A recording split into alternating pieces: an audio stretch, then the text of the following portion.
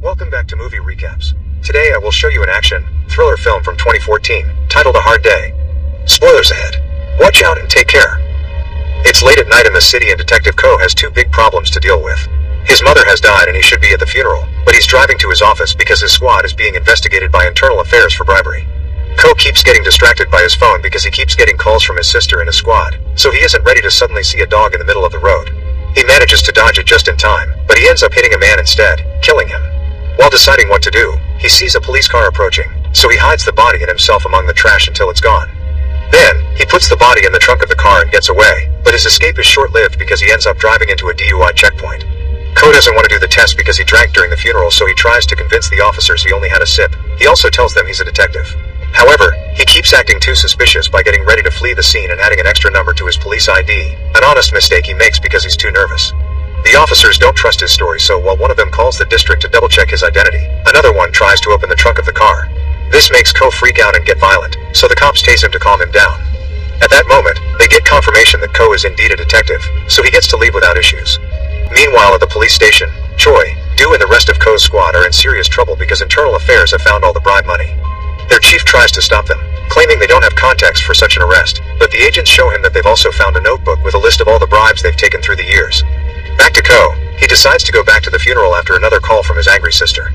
He scolds his daughter Mina for still being awake, but before they can talk much, his squad shows up to talk to him. They want Ko to take responsibility for the bribes, but he refuses to go down alone. An argument ensues that is cut short by Ko's sister with a reminder that they're about to close the casket, so the squad leaves to leave Ko to his mourning. Keeping to tradition, Ko helps the coffin rights instructor seal the casket, and during this process, he receives a message from his squad saying that Internal Affairs is going to see him to check his car. He needs to think of a way to get rid of the body quickly, and by noticing the ventilation shafts, he makes a plan. First, he goes out to buy a bunch of balloons. Then, he opens one of the shafts outside and puts a remote-controlled toy soldier he took from his daughter in it. Afterward, he gets back inside and asks to have one last moment with his mother, keeping the balloons with him with the excuse there for his daughter.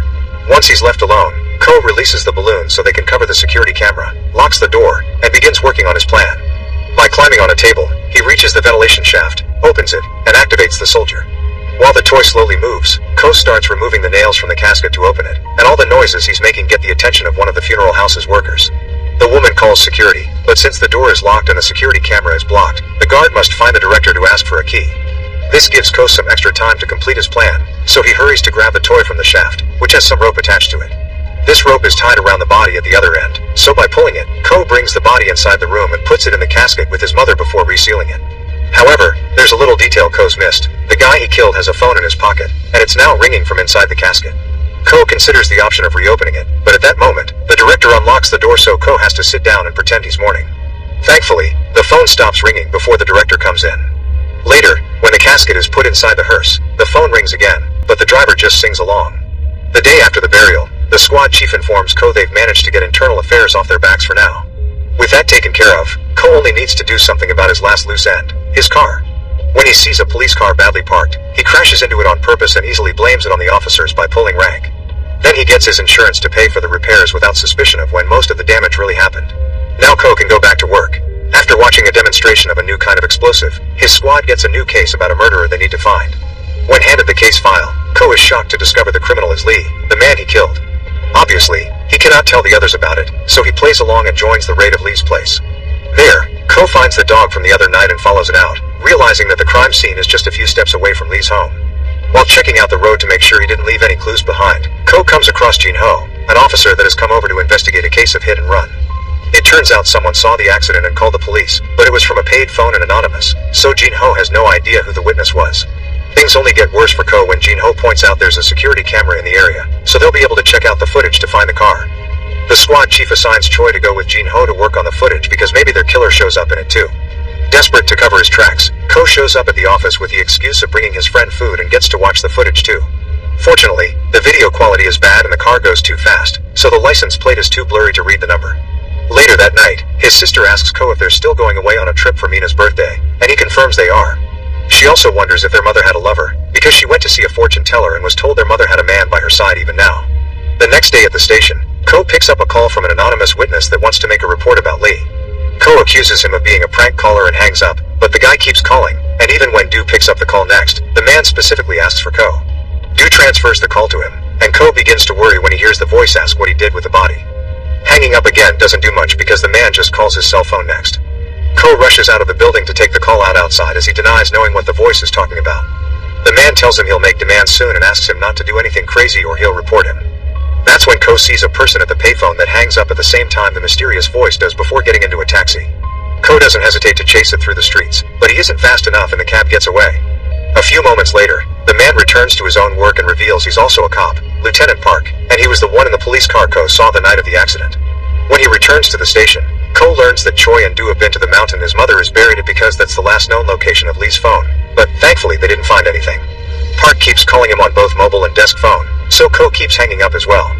This lasts for a while until Park actually shows up at the office and punches him, and as soon as the squad cuts in to stop him, he pretends to have confused Ko with someone else. The other cops are happy to see Park because it turns out he was the one that got internal affairs off their backs. When Park goes to the toilet, Ko follows him there and locks the door before demanding to know what he wants. Park's demand is simple. He wants Ko to bring him Lee's body. Ko pretends he doesn't know where it is before starting a fight during which both of them end up inside a stall. Park takes the chance to push Ko's head inside the toilet, so Ko has no other choice but to accept to bring the body to avoid getting killed. After driving to the mountain as fast as possible, Ko digs up the casket and retrieves Lee's body. Then he begins examining it closely to know why Park wants it so badly, allowing him to find Lee's phone and, most importantly, 2 bullet wounds that indicate Lee had already been dead when Ko hit him with his car. Desperate for answers, Ko returns to Lee's hideout to charge the phone. He also finds Lee's wallet with a card for a shady private piggy bank. Then, the phone begins ringing, so Ko picks it up and hears a voice warning Lee that Park is going after him. Ko checks the number on the screen and calls Do to get some information on this guy. He's one of Lee's accomplices and lives nearby, so Ko decides to pay him a visit. Meanwhile, Choi is checking the traffic tickets that have arrived for the squad's cars. One of them is for Ko, and when Choi sees the security camera picture, he can't help noticing Ko's car was damaged before the accident with a police car and the model matches the car on the hit-and-run footage. Back to Ko, he finds Lee's friend Joe, who tries to run away as soon as he sees a cop. Ko chases him and manages to catch him thanks to Joe's own clumsiness, so Ko takes him to a roof and threatens to push him if he doesn't talk.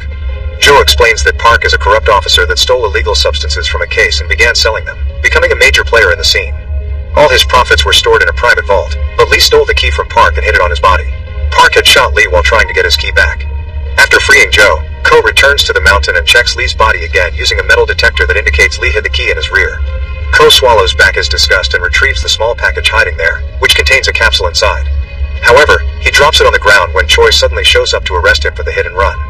In Choi's car, Ko explains he's being blackmailed by Park and that he was the one that killed Lee, so Choi accepts to take off the handcuffs, and at that moment, Park calls Ko. As soon as Ko gets out to answer the call, a crane drops a shipping container on top of the car and kills Choi. On the phone, Park admits he did it as a warning, reminding Ko he wants Lee's body by 6 a.m. Furious, Ko threatens with turning himself in, so Park plays his next card. He's at Ko's place visiting Mina. Breaking all speed limits, Ko drives back to his house to save his daughter, but by the time he arrives, Park is already gone. Now that he can't turn himself in if he doesn't want to lose his family, Ko comes up with a different plan. After telling his sister to leave for the birthday trip without him, Ko goes back to the station to get more bullets and notices the explosive from the demonstration, so he takes it with him too and puts it inside Lee's body. The detonator goes with his keys, making it look like a keychain. In the morning, Ko meets with Park to hand him the body. To make sure there are no tricks involved, Park takes Ko's gun and drops the bullets before giving it back, but he doesn't suspect the keychain. He also uses a metal detector on Joe's rear, and the detector's reaction to the bomb makes Park think the key is still there. Then, he tries to shoot Ko, but Ko lies and says if he dies, there's a timed email that will be sent to the station explaining the whole deal. Park is impressed and lets him go, and as soon as he leaves, the bomb explodes, pushing his car into a lake. Ko picks up the bullets and watches the water for a few minutes to be sure Park isn't coming back. Thinking it's over, Ko returns home and puts the gun away in a bookshelf drawer before getting his bag ready to join his family. However, when he's about to leave, Park shows up and attacks him. The two men begin fighting around the apartment and Park pushes the bookshelves, making it almost impossible to retrieve the gun. Ko runs into the bedroom and locks the door with some furniture, so while Park tries to open it, he climbs over the balcony railing and carefully makes his way to the next window, allowing him to get back into the living room. He tries to go for the gun again, but Park hears him and comes over to restart the fight. The two men end up stumbling into the bathroom, and Ko takes Park off him by burning him with the hot water. As Ko tries to go back to the bookshelf, Park finally notices the gun peeking out of the drawer, so now both of them try to reach it at the same time. The struggle causes them to accidentally shoot the gun, and the stray bullet kills Park. Afterward, there's a huge police investigation behind Park's shady business and Ko's hit-and-run crime, but the higher-ups decide to cover it all up to protect the institution's reputation. Ko decides to resign and spend more time with his family, perhaps opening the small business his sister always wanted. First though, He arranges the proper burial of his mother, and while overseeing this time it goes well, he finds the capsule on the ground. Guided by the card he had found in Lee's hideout, Ko visits the private piggy bank and uses the key to access Lee's vault, gaining access to a fortune bigger than he could have imagined. Make sure to subscribe and turn on notifications so you can watch more videos like this. Thanks for watching.